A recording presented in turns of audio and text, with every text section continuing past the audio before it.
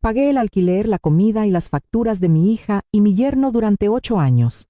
Cuando el fuego destruyó mi casa, se rieron. Yo no hago caridad. Mi casa no es un refugio. Esas palabras salieron de la boca de Lucía, mientras yo estaba en su puerta, con una maleta vieja en la mano y la ceniza aún en mi ropa. Javier, su marido, soltó una carcajada desde el sofá. Ese sofá que yo pagué.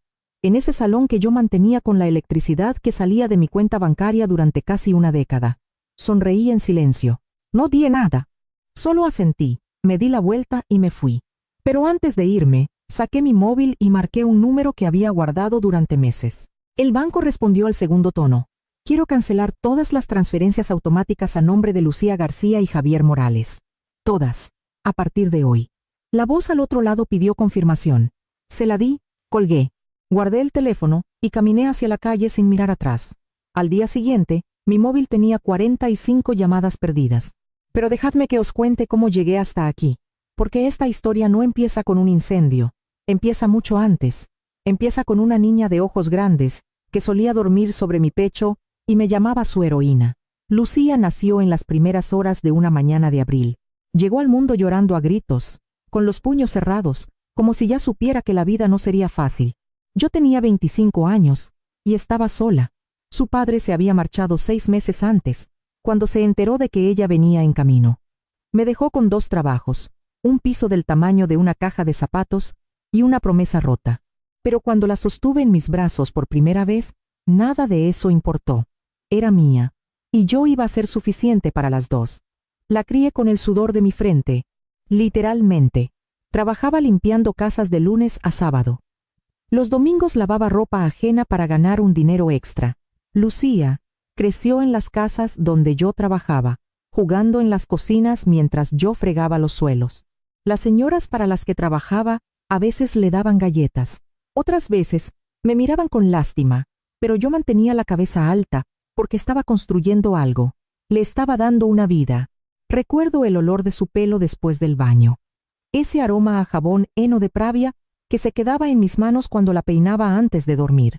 Recuerdo cómo me abrazaba con todas sus fuerzas cuando llegaba a casa cansada del trabajo, como si ese abrazo pudiera quitarme todo el peso del día.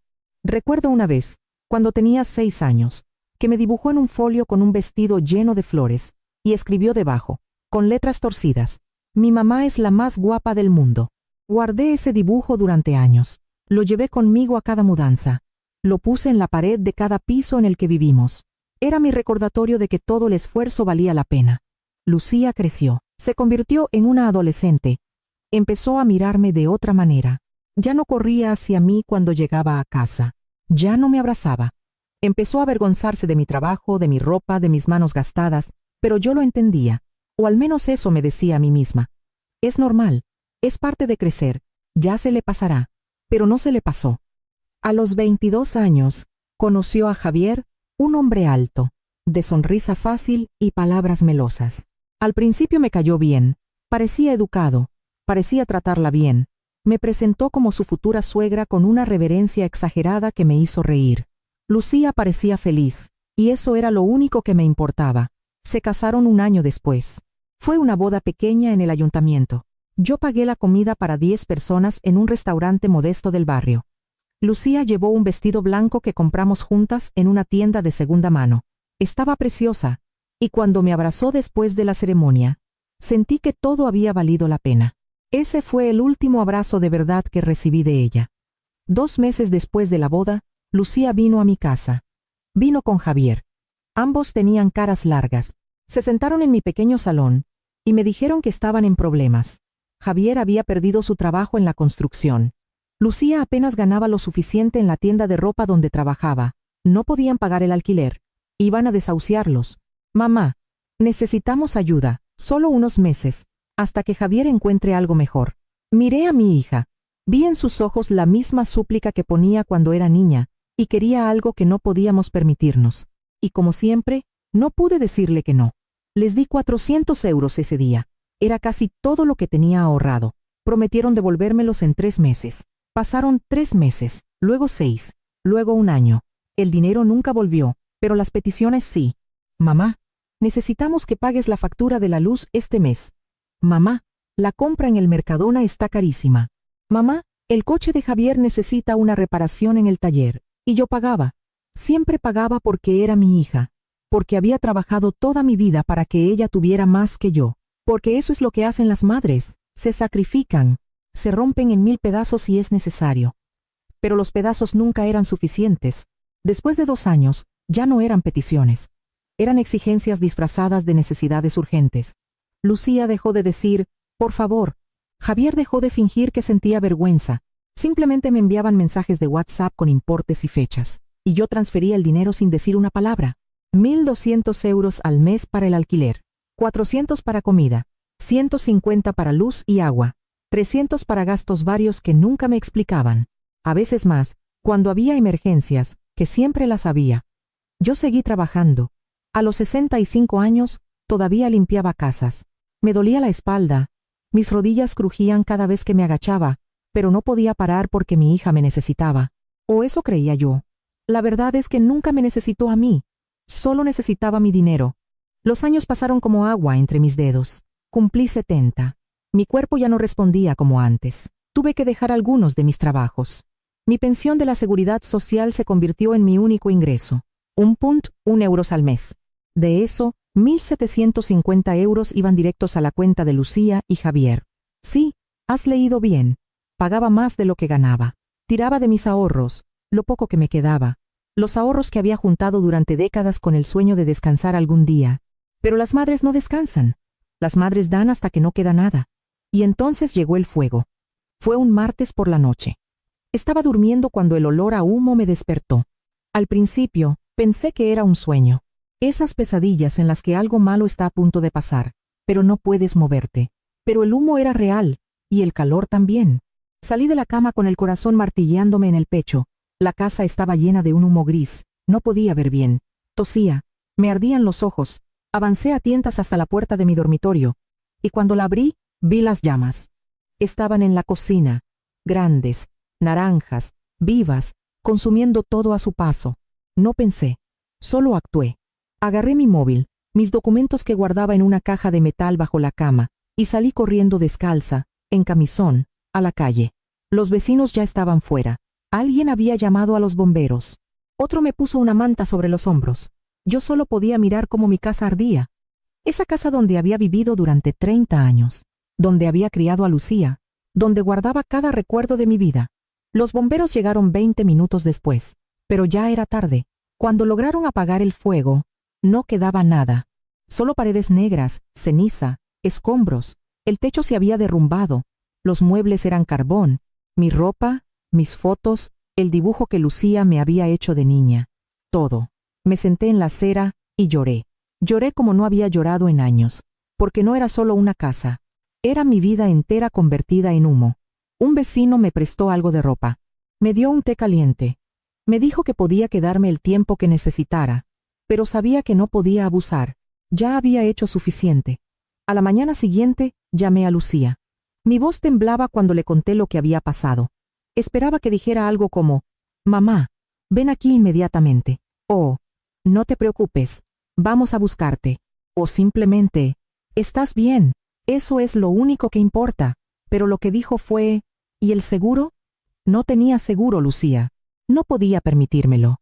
Hubo un largo silencio al otro lado. Luego, un suspiro. Luego su voz, fría como el hielo. «Bueno, mamá, ¿qué le vamos a hacer? Nosotros no podemos ayudarte. Apenas tenemos para nosotros. Apenas para ellos».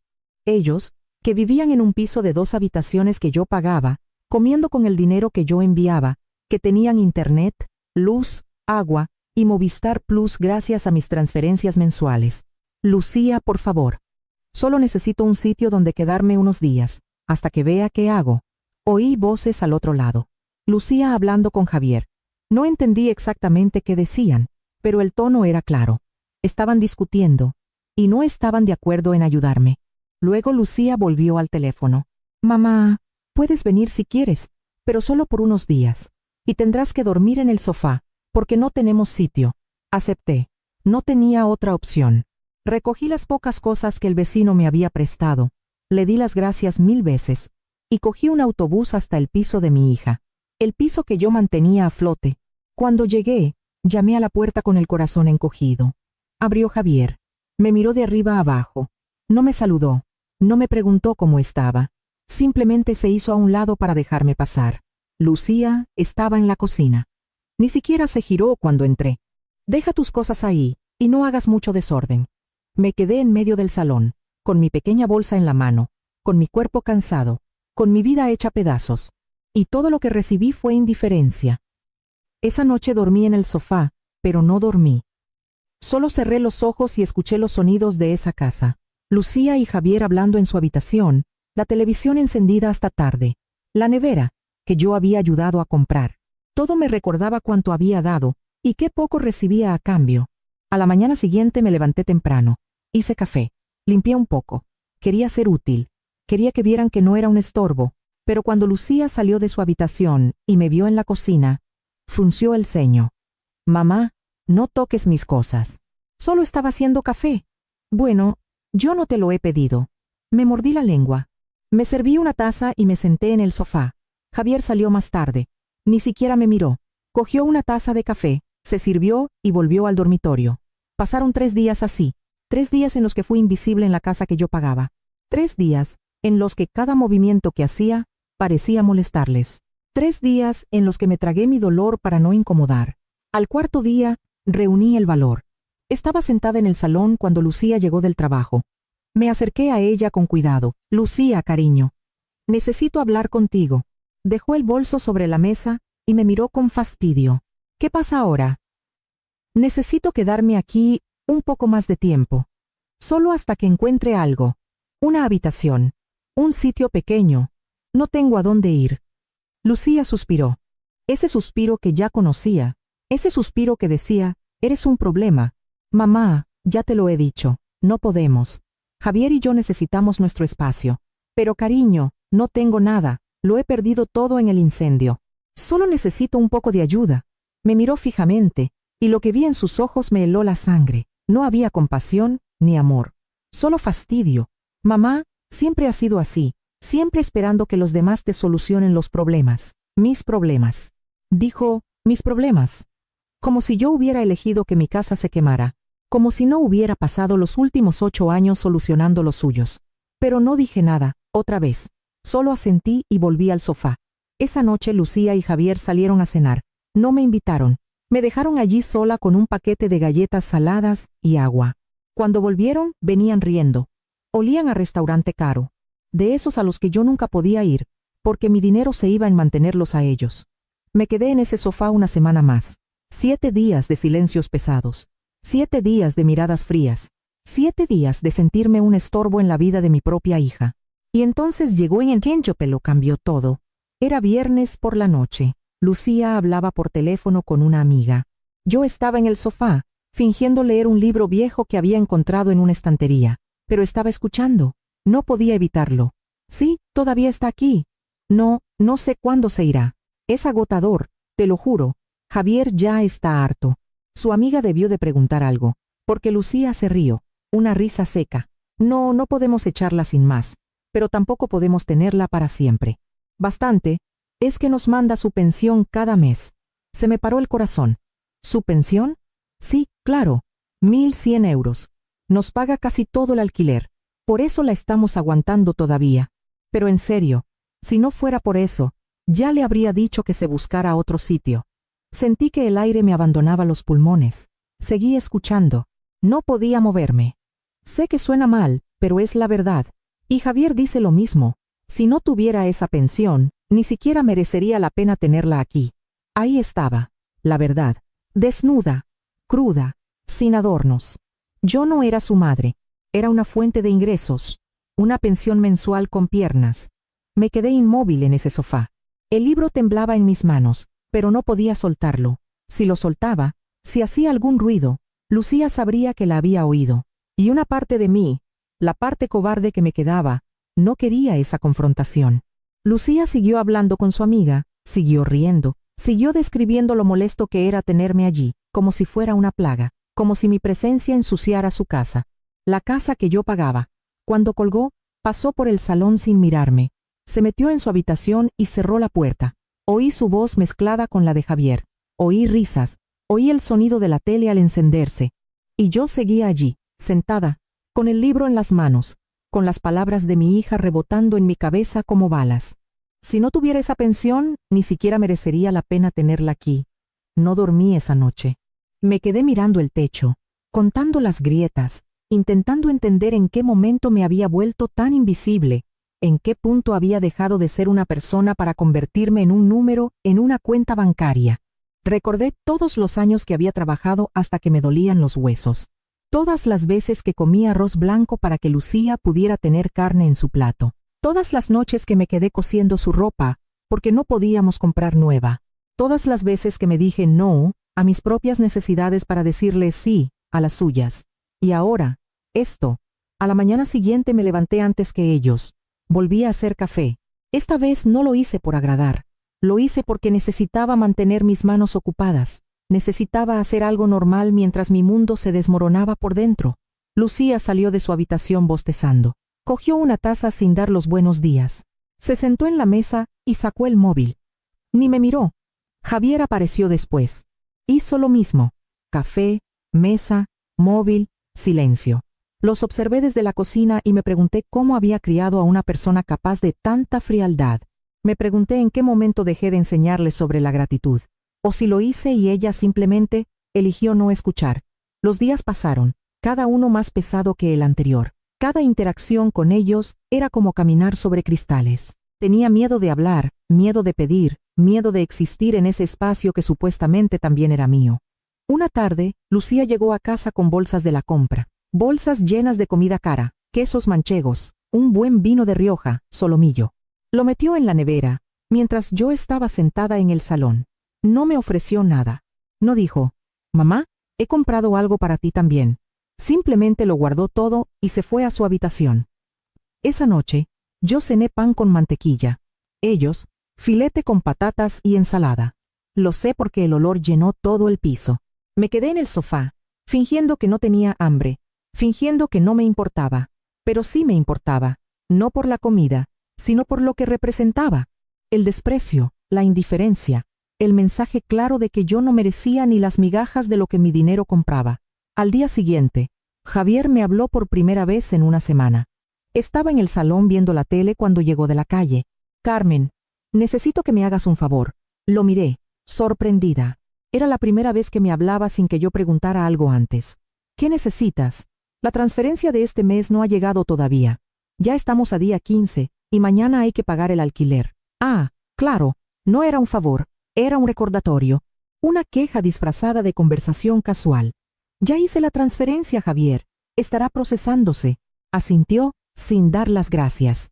Se fue a su habitación. Eso fue todo. Esa fue nuestra interacción. Un recordatorio de que yo solo servía para una cosa. Los días se convirtieron en semanas. 2 semanas viviendo en ese sofá. 2 semanas, sintiendo cómo mi dignidad se desvanecía un poco más cada día. 2 semanas en las que empecé a entender algo que me aterraba admitir. Mi hija no me quería. Quizás nunca lo había hecho. O quizás sí, una vez, cuando era pequeña. Pero ese amor murió en algún punto del camino. Y lo que quedaba ahora era solo conveniencia, interés, una relación transaccional donde yo lo daba todo y ella solo recibía. Una noche, mientras dormían, me levanté del sofá y caminé por el piso. Lo recorrí lentamente. Toqué las paredes que había ayudado a pintar cuando se mudaron. Miré los muebles que había pagado, la televisión, el microondas, las cortinas. Cada objeto de esa casa llevaba mi sudor, mi esfuerzo, mi sacrificio. Y sin embargo, la intrusa era yo. Llegué a su habitación. La puerta estaba entreabierta. Pude ver sus siluetas durmiendo. Lucía de espaldas a Javier. Él roncando suavemente. Parecían pacíficos, cómodos, sin una preocupación en el mundo. ¿Por qué iban a tenerlas? Mamá lo paga todo. Volví al sofá. Me senté en la oscuridad. Y por primera vez en mucho tiempo, sentí algo diferente. No era tristeza, no era dolor, era rabia. Una rabia fría y silenciosa, creciendo como un fuego lento en mi pecho. Me merezco más que esto. La frase apareció en mi mente con tal claridad que casi la dije en voz alta. Me merezco más que ser tratada como una pensión. Me merezco más que dormir en un sofá en la casa que mantengo. Me merezco más que migajas de respeto. Y entonces algo hizo clic. No tenía por qué quedarme. No tenía por qué seguir sometiéndome a esto. Sí, había perdido mi casa. Sí, estaba en una situación difícil, pero eso no significaba que tuviera que aceptar la humillación. No significaba que tuviera que mendigar amor de alguien que, claramente, no tenía para dar. Me levanté. Fui a la cocina. Abrí mi móvil. Busqué en mis contactos hasta que encontré un nombre que no había marcado en años. Pilar Sanz, mi amiga de la infancia, la mujer con la que crecí en el mismo barrio humilde, la que se mudó a un pueblo de Castilla-La Mancha, hacía 15 años, pero que siempre me mandaba un mensaje por Navidad. Miré la hora, las 3 de la mañana, demasiado tarde para llamar, pero le escribí un mensaje. Pilar, soy Carmen, perdona que te escriba a estas horas. ¿Podemos hablar mañana? Necesito un consejo. Dejé el teléfono sobre la mesa.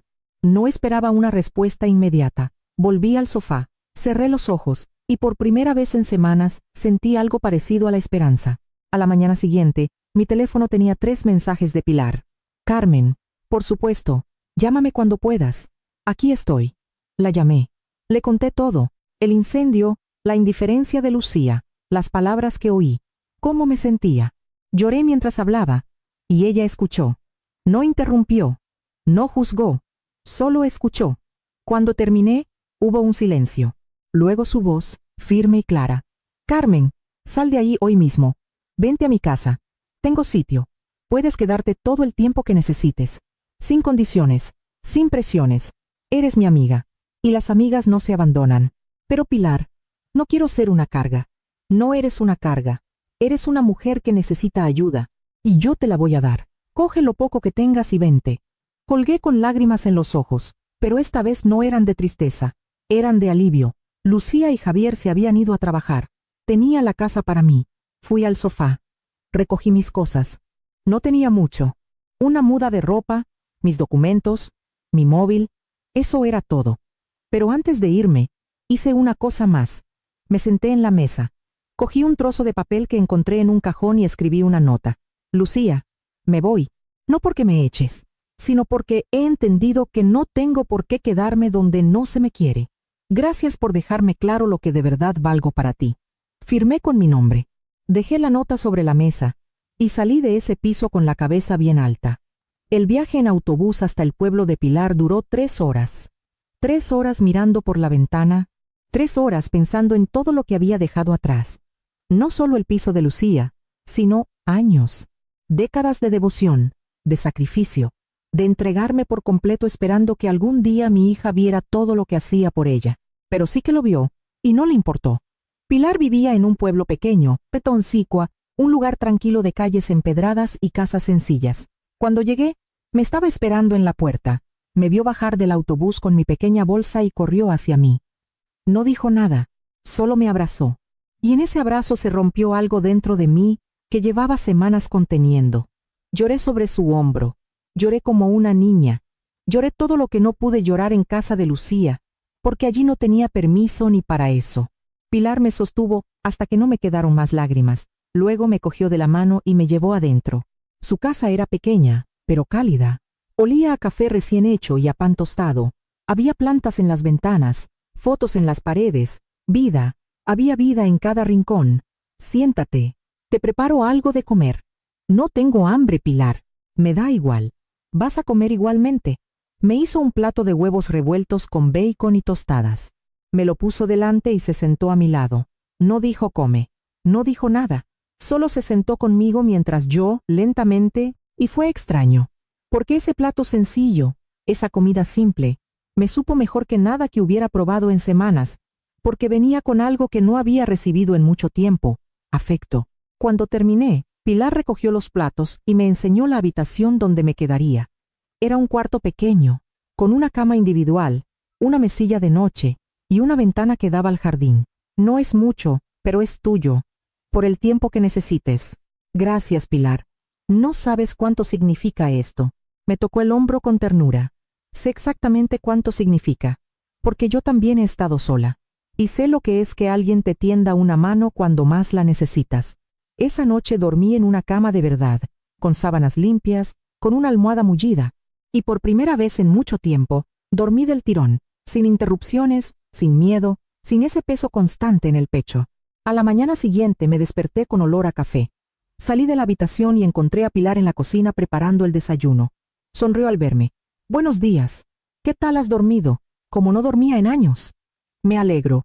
Siéntate, que ya casi está. Desayunamos juntas. Hablamos de cosas sencillas, del tiempo, de sus vecinos, de su gato, que se llamaba Amigo, y se pasaba el día durmiendo en el sofá. No hablamos de Lucía, no hablamos del incendio, no hablamos de nada pesado, y eso fue un alivio. Después de desayunar, Pilar tuvo que irse a trabajar. Limpiaba en el colegio del pueblo. Me dijo que volvería a mediodía, y que me sintiera como en mi casa, que usara lo que quisiera, que no tenía que pedir permiso para nada. Me quedé sola en esa casa silenciosa. Caminé por las habitaciones, me senté en el jardín, miré las flores que Pilar cuidaba con tanto amor, y por primera vez en mucho tiempo pude respirar. Pero la paz no duró mucho. A las 11 de la mañana, mi móvil empezó a sonar. Era Lucía. Rechacé la llamada. Volvió a sonar. La rechacé de nuevo. Y otra vez, y otra. Entonces empezaron los mensajes. Mamá, ¿dónde estás? Mamá, contesta al teléfono. Mamá, esto es ridículo. No puedes irte así sin más. Leí los mensajes sin responder. No tenía nada que decirle. Ya le había dicho todo lo que necesitaba en esa nota que dejé en su mesa. Pero Lucía no se rindió. Las llamadas continuaron, una tras otra, hasta que finalmente apagué el teléfono. Necesitaba silencio. Necesitaba pensar. Necesitaba decidir qué iba a hacer con mi vida a partir de ahora. Cuando Pilar volvió a mediodía, le conté lo de las llamadas. Frunció el ceño. ¿Y qué vas a hacer? No lo sé. Una parte de mí quiere contestar. Es mi hija. Pero otra parte sabe que si contesto, me manipulará, me hará sentir culpable y acabaré volviendo. Entonces no contestes. No hasta que sepas exactamente qué quieres decir. Tenía razón. No estaba preparada para hablar con Lucía. No estaba preparada para enfrentarme a ella. Todavía estaba procesándolo todo. Todavía estaba curándome. Pasaron 3 días. 3 días de paz en casa de Pilar. 3 días en los que empecé a sentirme persona de nuevo, no una carga, no una pensión, sino Carmen, una mujer de 70 años que había trabajado toda su vida, que había amado con todo su corazón, que merecía respeto. Durante esos días, Pilar y yo hablamos mucho. Le conté los 8 años pagándolo todo para Lucía. Le conté las humillaciones, cómo me sentí invisible en mi propia vida. Y ella escuchó sin juzgar, sin decir, te lo dije, sin hacerme sentir tonta. Solo escuchó. Una noche, mientras tomábamos un té en su jardín, Pilar me dijo algo que se me quedó grabado. Carmen, ¿sabes cuál es el problema de dar tanto? Que la gente se acostumbra, y cuando te acostumbras a recibir, dejas de agradecer, dejas de valorarlo, y empiezas a exigirlo como si fuera tu derecho. Es exactamente lo que pasó con Lucía. Sí, y ahora tienes que decidir si vas a seguir permitiéndolo o si vas a poner un límite. Un límite. La palabra sonaba tan sencilla, pero implicaba algo enorme. Implicaba decir no. Implicaba enfrentarme a mi hija. Implicaba aceptar que, quizás, nuestra relación nunca sería la que yo soñé. Al cuarto día, encendí el teléfono. Tenía 63 llamadas perdidas, todas de Lucía, y mensajes, muchísimos mensajes. Los primeros eran exigentes, los del medio, furiosos, y los últimos, desesperados. Mamá, por favor, tenemos que hablar. Mamá, no seas infantil. Mamá, mañana hay que pagar el alquiler y no tenemos el dinero. Ahí estaba, la verdad detrás de todas esas llamadas. No me echaban de menos, no estaban preocupados por mí, simplemente necesitaban mi dinero. Leí cada mensaje con calma, y algo dentro de mí se endureció, como el metal al enfriarse, como el cemento al secarse. Pilar entró en la habitación y me vio con el teléfono en la mano. ¿Estás bien? Sí. Creo que por fin estoy viendo las cosas con claridad. ¿Qué vas a hacer? Voy a hacer algo que debería haber hecho hace años. Cogí un papel y empecé a escribir. Apunté cada gasto que había pagado por Lucía y Javier en los últimos 8 años. Alquiler, comida, luz, agua, reparaciones, emergencias, todo.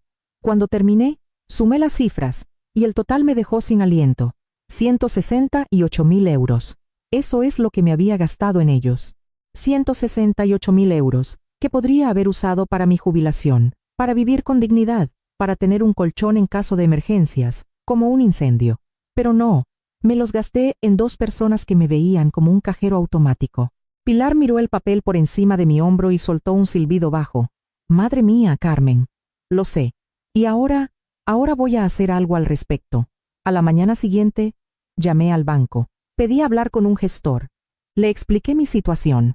Le dije que necesitaba cancelar todas las transferencias automáticas que tenía programadas a la cuenta de Lucía García y Javier Morales. ¿Está segura, señora Pérez? Una vez canceladas tendría que volver a programarlas manualmente si cambia de opinión. Estoy completamente segura. Cancele todas, hoy mismo. Muy bien. Queda anotado. Las transferencias quedan canceladas con efecto inmediato. Colgué el teléfono y me quedé en silencio. No sentí culpa. No sentí duda. Solo sentí alivio. Pilar me puso una mano en el hombro. ¿Cómo te sientes? Libre. Pasaron 2 días después de que cancelara las transferencias. 2 días de una calma extraña, como el silencio antes de la tormenta. Sabía lo que venía. Sabía que en cualquier momento Lucía se daría cuenta, y sabía que cuando lo hiciera, todo estallaría. Pero esta vez, estaba preparada. Pilar estuvo conmigo en todo momento. Por las mañanas desayunábamos juntas, por las tardes paseábamos por el pueblo, por las noches nos sentábamos en su jardín a tomar un té y a hablar de la vida. No me presionaba. No me preguntaba qué iba a hacer a continuación. Simplemente estaba ahí, presente, firme. Y eso significaba más de lo que las palabras podían decir. Al tercer día la tormenta estalló. Eran las 8 de la mañana. Estaba ayudando a Pilar a regar las plantas cuando mi móvil empezó a sonar. Miré la pantalla. Lucía. Rechacé la llamada. Sonó de nuevo. Inmediatamente. La rechacé otra vez. Entonces empezaron los mensajes, uno tras otro. El teléfono no paraba de vibrar. Mamá, ¿qué has hecho? Mamá, no ha llegado la transferencia. Mamá, he llamado al banco y me han dicho que lo has cancelado todo. Mamá, contesta al puto teléfono. Leí cada mensaje con una calma que me sorprendió a mí misma. No sentí el impulso de responder. No sentí pánico. No sentí culpa. Solo sentí que estaba haciendo lo correcto. Pilar se acercó y miró mi teléfono. ¿Es ella? Sí. ¿Vas a contestar? Todavía no. Las llamadas continuaron toda la mañana, una tras otra, insistentes, desesperadas, pero no cedí. Puse el teléfono en silencio y seguí con mi día. Ayudé a Pilar con las tareas de la casa. Hice la comida, regué más plantas, y por cada llamada que rechazaba, me sentía un poco más fuerte. Por la tarde, empezó a llamar también Javier. Eso me sorprendió. En 8 años, Javier nunca había marcado mi número. Nunca había llamado para preguntar cómo estaba. Nunca me había buscado para nada que no estuviera relacionado con el dinero. Y ahora su nombre parpadeaba en mi pantalla una y otra vez. Rechacé sus llamadas también. Al anochecer, los mensajes cambiaron de tono. Ya no eran exigentes. Ahora eran amenazantes. Mamá, esto es una locura. No puedes dejarnos así. Mamá, vas a dejarnos en la calle. ¿Es eso lo que quieres? Mamá, si no nos ayudas, vamos a perder el piso. Leí esas palabras, y algo dentro de mí se rompió. Pero no de tristeza, de rabia.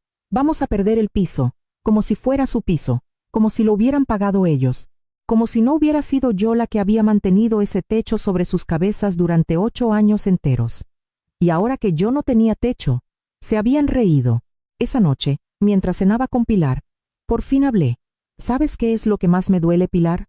No es que me usaran, no es que me faltaran al respeto. Es que cuando lo perdí todo, cuando mi casa se quemó y no me quedaba nada, no movieron un dedo. Se rieron de mí, me trataron como a un trasto, y ahora que ellos están en problemas, esperan que vuelva a salvarlos. Pilar dejó el tenedor y me miró directamente a los ojos. ¿Y vas a salvarlos? No, me alegro de oír eso, porque tú también mereces ser salvada. Y nadie lo va a hacer si tú no te pones a ti misma primero. Tenía razón. Toda mi vida había puesto a los demás primero, especialmente a Lucía. Siempre ella, siempre sus necesidades, siempre su bienestar, y yo me quedaba al final, siempre al final. Pero ya no. Esa noche, antes de dormir, escribí algo en un papel, una frase que necesitaba ver, una frase que necesitaba recordar. No necesito permiso para empezar de nuevo. La pegué en la pared, al lado de mi cama, y cada vez que la miraba, sentía que algo dentro de mí se hacía más fuerte. Al cuarto día, las llamadas seguían llegando, pero ahora había algo más. Lucía había empezado a dejarme mensajes de voz. No los escuché todos, solo los primeros, y fue suficiente. Mamá, por favor, estamos desesperados. El casero nos ha dado 3 días para pagar o nos echa. No tenemos a nadie más, solo a ti. Por favor, mamá, no nos hagas esto. No nos hagas esto, como si yo fuera la villana, como si yo hubiera creado este problema, como si 8 años de su irresponsabilidad fueran culpa mía. Pilar entró en la habitación y me encontró sentada en la cama con el teléfono en la mano. ¿Qué pasa? Lucía dice que los van a desahuciar. ¿Y eso te hace querer ayudarlos? No, pero me hace sentir como una mala madre. Pilar se sentó a mi lado. Carmen, escúchame bien. Una mala madre es la que abandona a sus hijos, la que no les da de comer, la que no les enseña valores. Tú hiciste todo lo contrario. Les diste todo, demasiado, y ellos se aprovecharon. Eso no te convierte en una mala madre, los convierte a ellos en malos hijos. Sus palabras me golpearon con fuerza, pero era la verdad, y necesitaba oírla. Me levanté de la cama y fui al espejo. Me miré fijamente, las arrugas alrededor de mis ojos, las canas en mi pelo, las manos gastadas de tanto trabajar. Esa era la cara de una mujer que lo había dado todo, que se había sacrificado por completo, y merecía algo mejor. Al 5.º día tomé una decisión. Necesitaba ayuda legal. Necesitaba saber cuáles eran mis derechos. Necesitaba entender si podía recuperar, aunque fuera una parte, de lo que había dado. Pilar me recomendó a un abogado del pueblo. Se llamaba Mateo Vargas. Tenía un pequeño despacho en la calle Mayor. Pilar dijo que era buena persona y que no cobraba mucho. Pedí cita para esa misma tarde. Cuando llegué al despacho, Mateo me recibió con una sonrisa amable. Era un hombre de unos 50 años, con gafas gruesas y voz tranquila. Siéntese, por favor, señora Pérez. ¿En qué puedo ayudarla? Le conté todo desde el principio. Los 8 años pagando por Lucía y Javier, el incendio, la humillación, las llamadas desesperadas ahora que había cortado el dinero. Escuchó en silencio. Tomaba notas de vez en cuando. No me interrumpió ni una sola vez. Cuando terminé, se quitó las gafas y las limpió con un pañuelo. Señora Pérez, lamento mucho por lo que ha pasado. Y quiero serle sincero. Legalmente, va a ser difícil recuperar ese dinero, porque fueron transferencias voluntarias. No hay un contrato, no hay un acuerdo por escrito donde ellos se comprometieran a devolverlo. Se me encogió el corazón. Entonces, no puedo hacer nada. No he dicho eso. He dicho que será difícil, pero no imposible. Podemos intentar un caso por enriquecimiento injusto. Podemos demostrar que usted les dio dinero bajo la promesa implícita de que era algo temporal, que ellos se aprovecharon de su buena fe. No es una garantía de que ganemos, pero podemos intentarlo. ¿Y cuánto costaría eso? Normalmente, cobraría unos 1.000 euros por un caso así, pero a usted le haré un descuento, 500. ¿Y si no ganamos? No me debe nada más. Me miré las manos. 500 euros era mucho dinero para mí, pero también era mi dignidad, era mi derecho a luchar. De acuerdo. Hagámoslo. Mateo sonrió. Muy bien. Voy a necesitar que me traiga todas las pruebas de las transferencias que tenga, extractos bancarios, mensajes de texto donde le pedían dinero, cualquier evidencia que demuestre el patrón de abuso. Las tengo. Lo guardo todo. Perfecto. Entonces, empecemos. Salí de ese despacho con algo que no había sentido en semanas. Esperanza. No la esperanza de recuperar el dinero, eso era secundario, sino la esperanza de que, por fin, alguien me estaba tomando en serio. Alguien me estaba diciendo que lo que me hicieron estaba mal y que tenía derecho a luchar. Esa noche, cenando con Pilar, le conté lo del abogado. Me alegro de que hayas dado ese paso. Yo también. Pero, ¿sabes qué es lo más extraño, Pilar? Ya no lo hago por el dinero. Lo hago por mí, para demostrarme a mí misma que valgo algo, que merezco respeto. Siempre lo has merecido, Carmen. Solo que ahora, por fin, lo estás viendo tú. Esa noche, escribí otra frase en un papel, y la pegué junto a la primera. Llegará el día en que dejarán de subestimarme, y por primera vez en mucho tiempo, me lo creí. Al 6.º día, después de cancelar las transferencias, mi móvil tenía 45 llamadas perdidas, todas de Lucía, algunas de Javier, y 3 de números desconocidos que luego supe que eran amigos suyos intentando contactarme. 45 llamadas. Como si la insistencia pudiera obligarme a ceder. Como si el acoso telefónico pudiera romper mi determinación. Pero yo ya no era la misma mujer que había salido de ese piso hacía días. Algo había cambiado dentro de mí. Algo se había endurecido. No de una forma fría o cruel, sino de una forma necesaria, como cuando un hueso roto suelda más fuerte que antes. Esa mañana, mientras hacía café con Pilar, por fin cogí el teléfono y escuché uno de los mensajes de voz más recientes. La voz de Lucía sonaba diferente. Ya no era rabia, ya no era derecho, era pánico. Mamá, por favor, nos echan mañana. El casero ya nos ha notificado. Javier perdió el trabajo la semana pasada y yo no gano lo suficiente.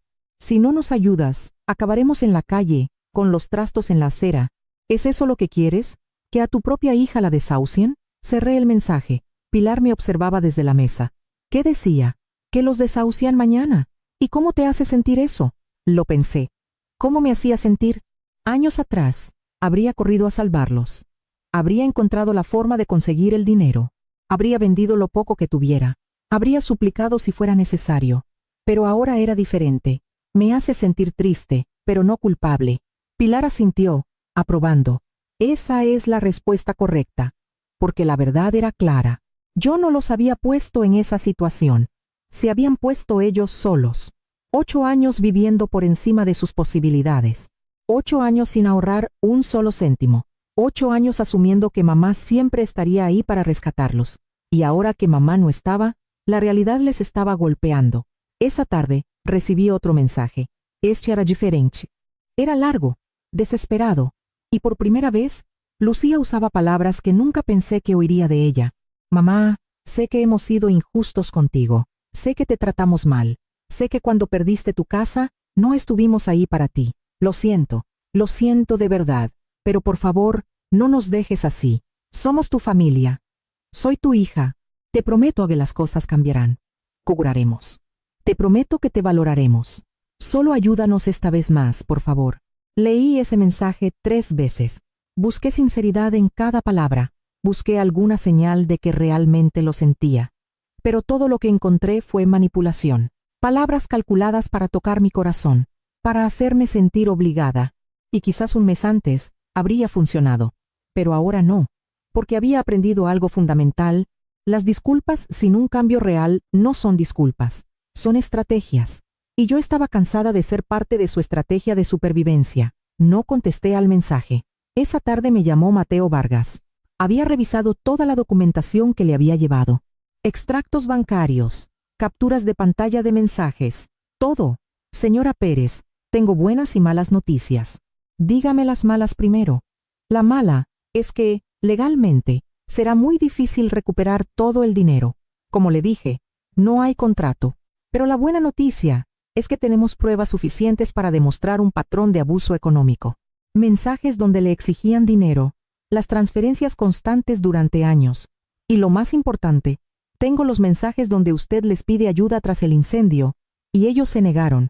Eso demuestra la unilateralidad de la relación. ¿Y eso qué significa? Significa que podemos presentar una demanda. Quizás no recuperemos los 168.000 euros, pero podemos buscar una compensación parcial. Y lo más importante, podemos establecer legalmente que usted no les debe nada, que no tienen derecho a seguir acosándola. Esa última parte me llamó la atención. ¿Pueden dejar de llamarme? ¿Con una orden de alejamiento? Sí. Si continúan acosándola por teléfono después de que usted les pida explícitamente que paren, podemos buscar protección legal. Quiero hacer eso. Quiero que paren. Muy bien. Prepararé los documentos. Necesito que les envíe un mensaje formal, claro, directo, diciéndoles que no quiere ser contactada más. Guarde ese mensaje como prueba. Y si continúan después de eso, tenemos causa para actuar. De acuerdo, lo haré. Colgué y me quedé mirando el teléfono. Había llegado el momento de decirles lo que de verdad pensaba, lo que de verdad sentía, sin filtros, sin miedo. Abrí la conversación con Lucía. Mis dedos temblaban sobre las teclas, pero empecé a escribir. Lucía, durante 8 años, os he mantenido. He pagado vuestro alquiler, vuestra comida, vuestras facturas, todo. He trabajado hasta que me ha dolido el cuerpo. He sacrificado mi propio bienestar por el vuestro. Cuando perdí mi casa en el incendio, os pedí ayuda y os reísteis. Me dijiste que tu casa no era un refugio. Me tratasteis como a un trasto. Y ahora que he cancelado el dinero, me llamáis desesperados. No porque me echéis de menos, no porque estéis preocupados por mí, sino porque necesitáis mi dinero. Eso me dice todo lo que necesito saber sobre lo que de verdad valgo para vosotros. No voy a ayudaros. No voy a enviaros ni un céntimo más, y no quiero que volváis a llamarme. Si continuáis contactándome, tomaré acciones legales. Esta conversación termina aquí. Releí el mensaje 5 veces antes de enviarlo. Cada palabra era verdad. Cada palabra dolía, pero cada palabra era necesaria. Le di a enviar, y después bloqueé su número. También bloqueé el de Javier y los números desconocidos que me habían estado llamando. Silencio. Por fin, había silencio. Me senté en el jardín de Pilar. La noche era tranquila. Se oían los grillos. El viento movía suavemente las hojas de los árboles. Y yo estaba en paz. Pilar salió con 2 tazas de té y se sentó a mi lado. ¿Lo has hecho? Lo he hecho. ¿Cómo te sientes? Ligera, como si me hubieran quitado un peso de los hombros. Porque eso es exactamente lo que había pasado. Durante años, había cargado con la responsabilidad de la vida de Lucía, sus problemas, sus decisiones, sus fracasos, y ahora, por fin, había soltado esa carga. Ya no era mi responsabilidad. Los días siguientes fueron extraños. Había una calma a la que no estaba acostumbrada, sin llamadas urgentes, sin mensajes pidiendo dinero, sin crisis que resolver, solo días tranquilos en casa de Pilar. Por las mañanas, ayudaba con la casa. Por las tardes, leía libros que había querido leer durante años, pero nunca tuve tiempo. Por las noches, paseaba por el pueblo y conocía a los vecinos. Gente amable, gente que me saludaba con calidez, gente que no me conocía como la madre de Lucía, sino simplemente como Carmen, y eso se sentía bien. Una tarde, mientras regaba las plantas, se acercó una vecina. Se llamaba María Ortiz. Era una mujer mayor, de unos 80 años, pero con una energía increíble. «Usted es la amiga de Pilar, ¿verdad?» «Sí, soy Carmen. Encantada. He oído su historia. Pilar me contó un poco. Espero que no le moleste». «No, está bien». María me miró con unos ojos llenos de comprensión. «Sabe, yo también tuve una hija así. Una hija que solo me buscaba cuando necesitaba algo. Tardé años en entender que yo no era su madre, era su banco. Y cuando por fin le corté el dinero, desapareció de mi vida. De eso hace 15 años. ¿Y sabe qué? Fue lo mejor que pude hacer. ¿No ha vuelto a verla? No. Y al principio me dolió mucho, pero con el tiempo entendí que yo no perdí a una hija. Ella perdió a una madre, porque las hijas de verdad no abandonan a sus madres cuando se acaba el dinero. Sus palabras resonaron muy dentro de mí, porque tenía razón. Si Lucía desaparecía de mi vida ahora que no había dinero de por medio, entonces nunca hubo una relación real, solo hubo una transacción, y yo merecía más que eso. Pasaron 2 semanas desde que envié ese último mensaje a Lucía. 2 semanas de silencio absoluto. Ni llamadas, ni mensajes, nada. Y ese silencio me dijo más que 1000 palabras. Me dijo que cuando se acabó el dinero, se acabó el interés por mí. Exactamente como había dicho María. Durante esas semanas algo empezó a crecer dentro de mí. No era felicidad. Todavía no, pero tampoco era tristeza. Era algo intermedio.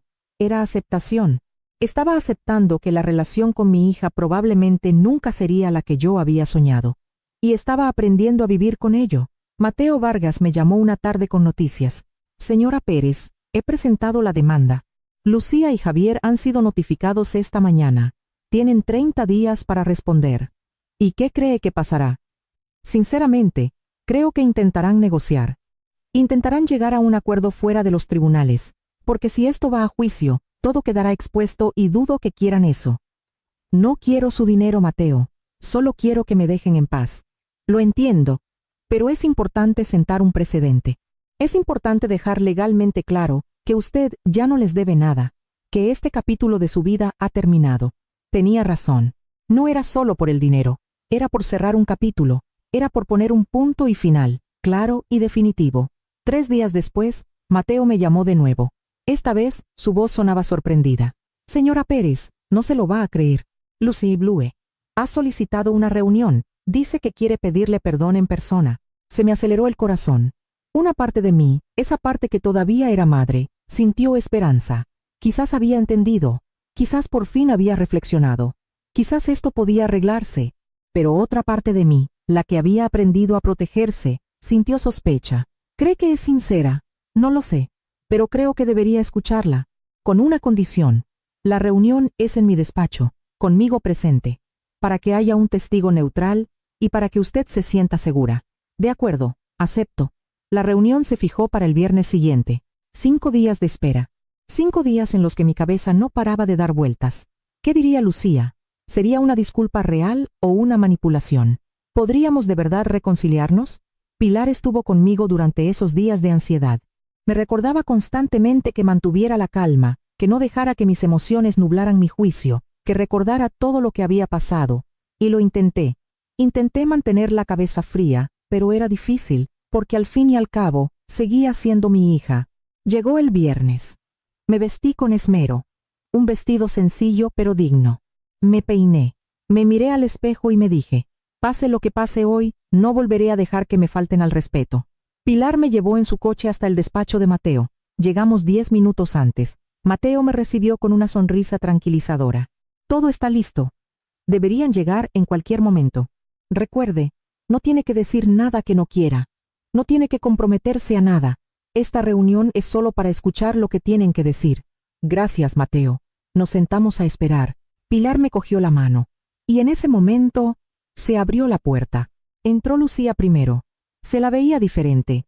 Más delgada, con unas ojeras profundas, el pelo descuidado. Detrás de ella venía Javier. También tenía un aspecto demacrado, cansado. Me miraron. Los miré. Y por un momento nadie dijo nada. Mateo rompió el silencio. Bien, ya estamos todos. Lucía, dijiste que querías hablar con tu madre. Adelante. Lucía se aclaró la garganta. Tenía los ojos rojos, como si hubiera estado llorando, o como si no hubiera dormido en días. Mamá, gracias por aceptar vernos. Su voz era suave, casi sumisa, nada que ver con el tono que solía usar conmigo. He venido porque necesito decirte algo. Necesito que sepas que lo siento. Siento muchísimo cómo te traté. Siento no haberte ayudado cuando perdiste tu casa. Siento haberme reído.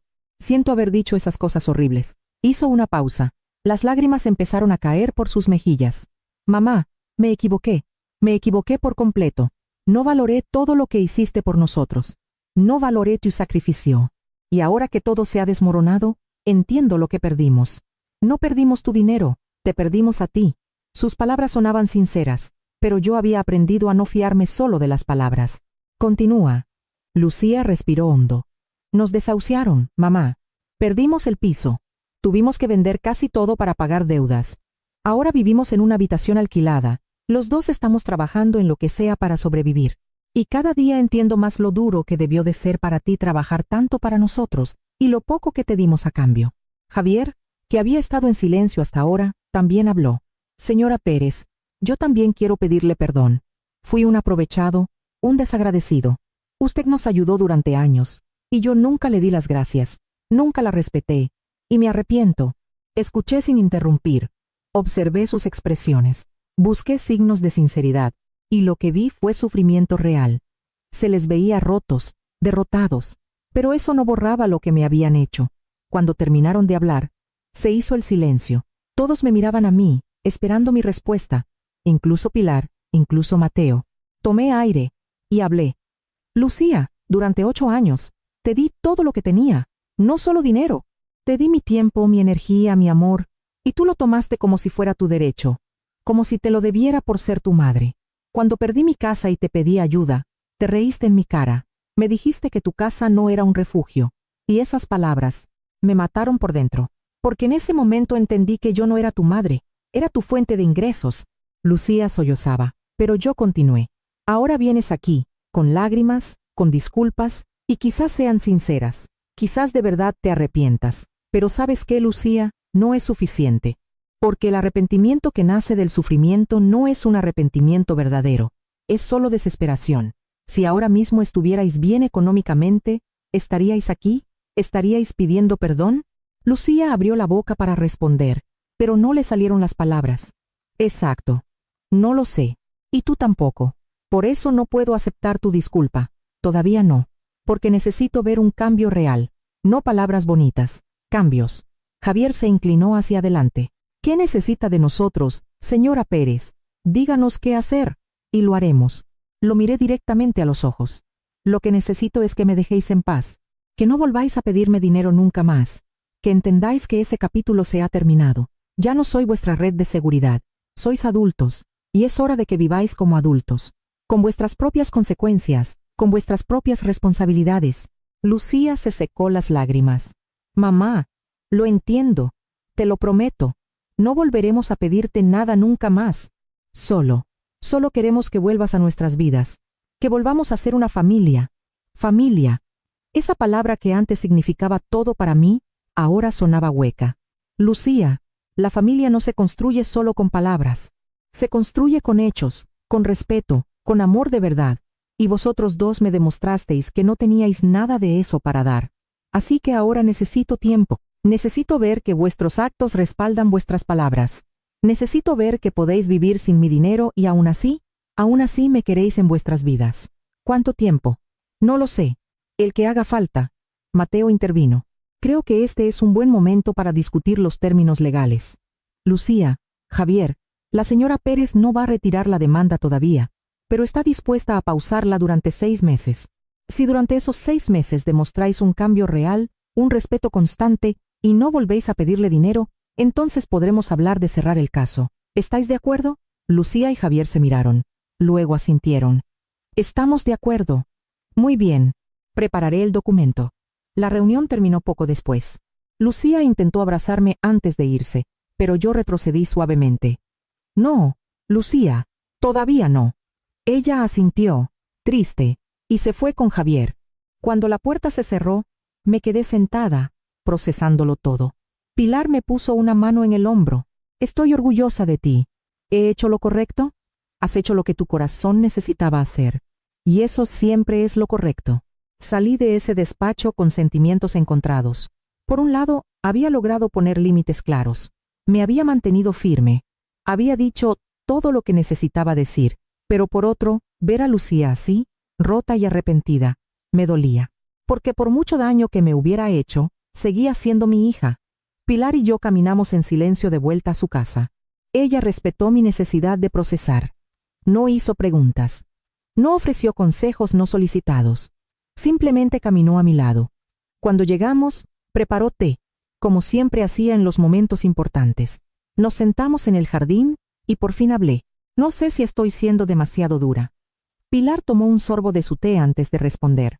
Carmen, durante 8 años, fuiste demasiado blanda. Dejaste que te pisotearan, dejaste que te usaran, dejaste que tu bondad se convirtiera en una debilidad. Ahora, por fin, estás siendo firme. Y eso no es ser dura. Es ser justa, pero se la veía tan rota. El sufrimiento, a veces, es el único maestro que algunas personas entienden. Lucía necesitaba tocar fondo para despertar. Y quizás, solo quizás, esto es lo mejor que le podía haber pasado. Pensé en sus palabras toda la noche, y cuanto más pensaba, más sentido tenían. Yo no había causado el sufrimiento de Lucía. Lo había causado ella misma, con sus decisiones, con su irresponsabilidad, con su falta de gratitud. Yo solo había dejado de permitir que me arrastrara con ella. Los días siguientes fueron un ajuste emocional. Había momentos en los que me sentía fuerte y segura de mi decisión, y había momentos en los que la duda me carcomía. En esos momentos, releía las frases que había escrito y pegado en mi pared. Me merezco más que esto. No necesito permiso para empezar de nuevo. Llegará el día en que dejarán de subestimarme. Y añadí una nueva. No he venido a vengarme. He venido a recuperar lo que es mío. Porque eso es exactamente lo que estaba haciendo. No buscaba venganza. No intentaba destruir a Lucía. Solo estaba recuperando mi dignidad, mi paz, mi vida.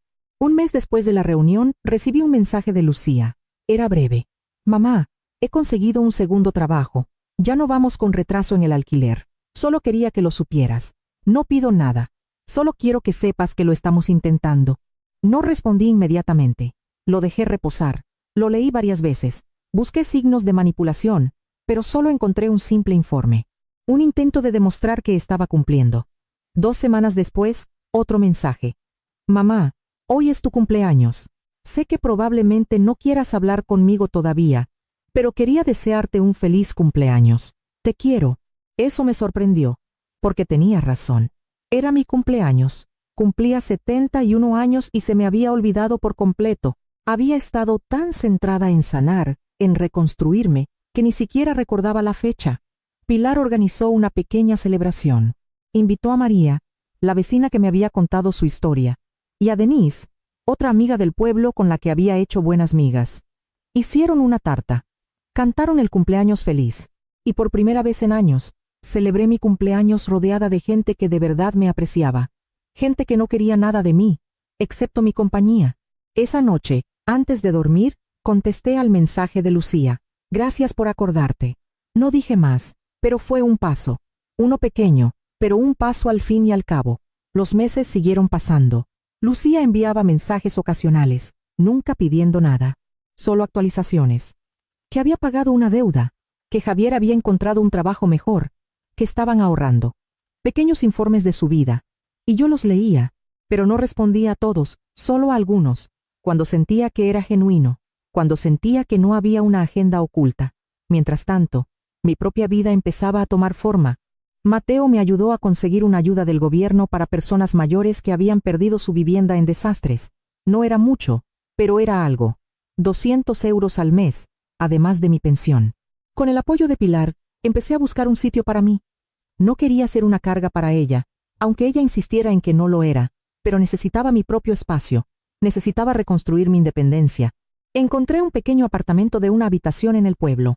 Era modesto, muy modesto, pero era mío. El alquiler era de 450 euros al mes. Con mi pensión de 1.100 y los 200 de la ayuda, podía pagarlo y aún me quedaba dinero para vivir dignamente. El día que firmé el contrato de alquiler, lloré, no de tristeza, de alivio, porque después del incendio, después de perderlo todo, después de la humillación en casa de Lucía, por fin volví a tener un lugar que era mío. Pilar me ayudó a amueblar el piso. La gente del pueblo donó cosas, una cama, una mesita, unas sillas, platos, ollas, todo usado, pero todo dado con cariño, y eso valía más que cualquier mueble nuevo. El día de la mudanza, vinieron Pilar, María y Denise a ayudar. Limpiamos juntas, organizamos juntas, y cuando terminamos, nos sentamos en el suelo, porque todavía no tenía sillas suficientes, y brindamos con zumo de naranja. Por los nuevos comienzos, dijo María levantando su vaso. Por los nuevos comienzos, repetimos todas. Esa noche, dormí en mi propia cama, en mi propia habitación, en mi propio piso, y sentí algo que no había sentido en mucho tiempo. Sentí que estaba en casa. 3 meses después de mudarme, Lucía pidió volver a verme. Esta vez no fue a través de Mateo. Me escribió directamente. Mamá, han pasado 4 meses desde nuestra última reunión. Sé que dijiste que necesitabas tiempo y lo he respetado, pero me gustaría verte si tú quieres, sin presiones, sin expectativas. Solo quiero verte. Lo pensé durante días. Hablé con Pilar, hablé con Mateo, y finalmente decidí que sí, que la vería, pero en mis términos. Le respondí, de acuerdo, puedes venir a mi piso el domingo a las 3 de la tarde, solo tú. Javier, todavía no. Aceptó inmediatamente. Llegó el domingo. Limpié mi pequeño piso. Hice café y esperé. Tenía el corazón acelerado, nerviosa, ansiosa, con miedo de que esto fuera un error. A las 3 en punto, llamaron a la puerta. Abrí y allí estaba Lucía. Tenía mejor aspecto que la última vez, más descansada, pero todavía llevaba las marcas de lo ocurrido en la mirada. Hola mamá, hola Lucía, pasa. Entró lentamente. Miró a su alrededor. Vio mi pequeño piso, los muebles donados, la sencillez de todo. Es bonito, mamá. Es suficiente. Nos sentamos, serví el café, y por un momento, solo hubo un silencio incómodo. Finalmente, Lucía habló. Mamá, he venido porque quiero que sepas que he estado pensando mucho en todo. En cómo te traté, en lo que perdí. Y ahora entiendo que no solo perdí tu dinero, perdí algo mucho más valioso. Perdí tu confianza, tu respeto y quizás tu amor. Mi amor nunca se perdió, Lucía. Se hirió, se enterró bajo mucho dolor, pero nunca se perdió. Las lágrimas empezaron a caer por su cara. ¿Crees que alguna vez podremos arreglar esto? ¿Crees que podrás perdonarme algún día? La miré fijamente y le di la respuesta más honesta que pude. No lo sé, Lucía. El perdón no es algo que se da de la noche a la mañana. Se construye con el tiempo, con actos consistentes, con un cambio real. Has dado algunos pasos, pero todavía es muy pronto. Lo entiendo, pero quiero que sepas que no voy a rendirme. Voy a seguir demostrándote que he cambiado, aunque me lleve años. Eso es lo que necesito oír. No promesas vacías, sino un compromiso real. Hablamos durante 2 horas. Fue incómodo a ratos, doloroso en otros, pero fue honesto. Le conté cómo me había sentido durante esos 8 años, y ella escuchó sin defenderse, sin poner excusas, solo escuchó. Cuando se fue, me dio un abrazo tímido, y esta vez, no me aparté. Fue un abrazo breve, frágil, como algo que se reconstruye después de haberse roto. Pero fue un comienzo. Pasaron 6 meses desde esa primera visita de Lucía a mi piso. 6 meses en los que, lentamente, con pasos pequeños y cuidadosos, empezamos a reconstruir algo. No era la relación que teníamos antes. Esa relación estaba muerta y enterrada. Esto era algo nuevo, algo diferente, algo más honesto. Lucía venía a visitarme cada 2 semanas. Siempre traía algo pequeño, una bolsa de pan, unas flores del mercado. Nunca cosas caras, sino cosas que demostraban que pensaba en mí. Y yo lo agradecía, no por el gesto en sí, sino por la intención que había detrás. En una de esas visitas, me contó que ella y Javier habían empezado terapia de pareja, que estaban trabajando en sus problemas, en su relación con el dinero, en sus patrones de comportamiento.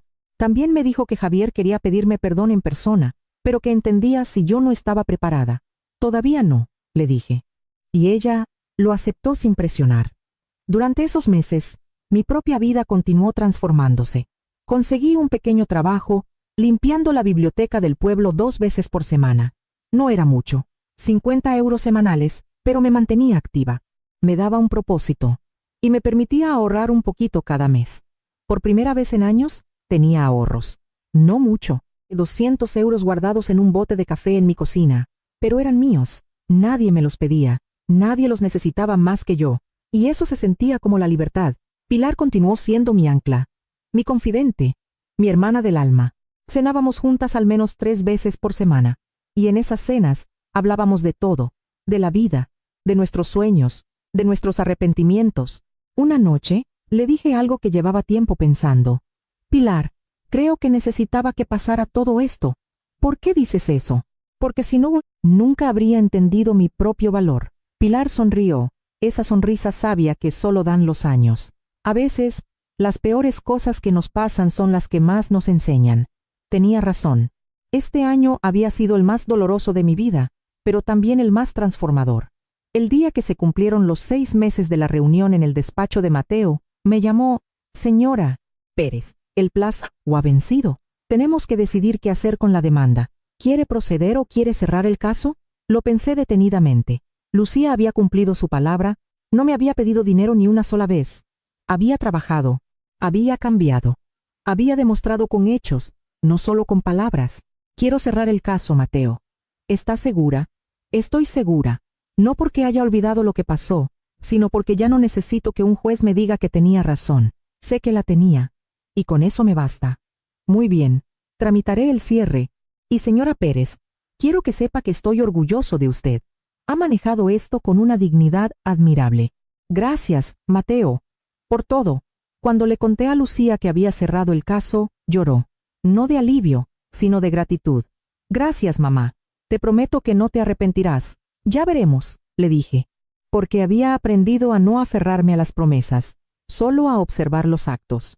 El tiempo siguió pasando. Mi vida se asentó en una rutina tranquila. El trabajo en la biblioteca, las visitas de Lucía, las cenas con Pilar, los paseos por el pueblo, los libros por la noche, la paz. Una tarde, casi un año después del incendio, estaba regando las plantas de mi pequeño balcón cuando tuve una revelación. Me di cuenta de que ya no pensaba en Lucía todos los días. Ya no me levantaba con la ansiedad de saber qué necesitaría de mí. Ya no definía mi valor por lo que podía dar a los demás. Había recuperado mi vida, mi identidad, mi paz interior. Esa noche, escribí una última frase en un papel y la pegué junto a las otras, porque al final no te define ni la pensión ni la casa. Te define tu capacidad de levantarte una y otra vez. Y yo me había levantado. Lucía y yo nunca volvimos a la relación de antes, pero construimos algo nuevo, algo basado en el respeto mutuo, en los límites sanos, en un amor real en lugar de una obligación. Ella aprendió a vivir sin depender de mí, y yo aprendí a vivir sin cargar con ella. Un día, casi 2 años después de todo, Lucía vino con una noticia. Ella y Javier habían ahorrado lo suficiente para la entrada de una pequeña casa. Una casa de verdad, suya. Mamá, queremos que vengas a verla. Fui. Y era pequeña, sencilla, pero era suya, pagada con su esfuerzo, con su trabajo. Estoy orgullosa de ti, le dije, y lo sentía. Mientras recorríamos la casa, Lucía me llevó a una pequeña habitación al fondo. Mamá, esta habitación es para ti, para cuando quieras venir de visita, para cuando te quieras quedar, sin condiciones, sin expectativas, solo porque eres mi mamá, y te quiero. Miré la habitación. Tenía una cama, una mesita, una ventana con luz, y en la pared había un marco. Me acerqué a verlo. Era mi dibujo, el que ella me había hecho cuando tenía 6 años, el que decía, mi mamá es la más guapa del mundo, el que yo creía perdido en el incendio. ¿Cómo lo tienes? Lo tenía guardado en una caja en mi piso durante años. Cuando me enteré de que tu casa se quemó, lo busqué. Quería dártelo, pero en ese momento fui tan egoísta que ni se me ocurrió. Lo encontré hace unos meses, limpiando, y supe que tenía que estar aquí. Las lágrimas me corrían por las mejillas, no de tristeza, sino de algo mucho más profundo, de sanación. Abracé a mi hija, y esta vez fue diferente. No fue el abrazo desesperado de quien busca algo, fue el abrazo genuino de 2 personas que se habían perdido y se habían vuelto a encontrar. No me mudé a esa habitación. Mi pequeño piso seguía siendo mi hogar, mi refugio, mi espacio, pero visitaba a Lucía de vez en cuando, y ella me visitaba a mí. Y así funcionaba. Aprendimos a querernos desde una distancia sana, desde el respeto, desde la honestidad. Tengo 72 años ahora. Mi pelo es completamente blanco, mis manos están más arrugadas. Me duele la espalda algunas mañanas, pero mi espíritu está más fuerte que nunca. Sigo trabajando en la biblioteca, sigo cenando con Pilar, sigo paseando por el pueblo, sigo leyendo, sigo viviendo.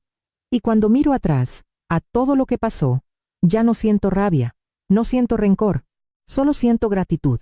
Gratitud porque el fuego que destruyó mi casa no destruyó mi espíritu. Gratitud porque el rechazo de mi hija me enseñó mi propio valor. Gratitud porque tocar fondo me enseñó que podía volver a levantarme. A veces María, la vecina, me pregunta si me arrepiento de haberle cortado el dinero a Lucía. Si me arrepiento de haber sido tan dura. Y siempre le digo lo mismo. No me arrepiento, porque si no lo hubiera hecho, seguiría siendo invisible en mi propia vida. Seguiría siendo una pensión en lugar de una persona. Seguiría muriéndome lentamente mientras fingía estar viva. Y yo elegí vivir. A las mujeres de mi generación, nos criaron para dar, para sacrificarnos, para ponernos al final de la fila, siempre. Y eso está bien, hasta cierto punto. Pero cuando dar se convierte en perder tu dignidad, cuando sacrificarse se convierte en desaparecer, entonces es el momento de parar, es el momento de decir, basta. Es el momento de recordar que tú también importas. Todavía hay días difíciles. Días en los que echo de menos la idea de lo que pudo haber sido. Días en los que me pregunto si fui demasiado dura o poco compasiva. Pero entonces me miro al espejo. Veo a la mujer que soy ahora. Veo mi fuerza. Veo mi dignidad recuperada. Veo mi paz. Y sé que tomé las decisiones correctas. Esta es mi historia. La historia de una mujer que lo perdió todo y se encontró a sí misma en el proceso. La historia de una madre que tuvo que soltar a su hija para que ambas pudieran crecer. La historia de 70 años de dar y 2 años de aprender a recibir. Y si hay algo que quiero que alguien aprenda de mi historia, es esto. Nunca es tarde para empezar de nuevo. Nunca eres demasiado vieja para poner límites. Nunca estás demasiado rota para sanar. Porque al final, no te define ni la pensión ni la casa. Te define tu capacidad de levantarte una y otra vez. Es tu capacidad de decir no, cuando todo en ti quiere decir sí. Es tu capacidad de elegirte a ti misma, incluso cuando eso significa decepcionar a otros. Y yo me elegí a mí, y fue la mejor decisión que pude tomar en mi vida. Hoy vivo en mi pequeño piso, con mis plantas en el balcón, con mis libros en la mesilla, con la paz en el corazón. Y soy libre. Finalmente, después de 72 años, soy libre.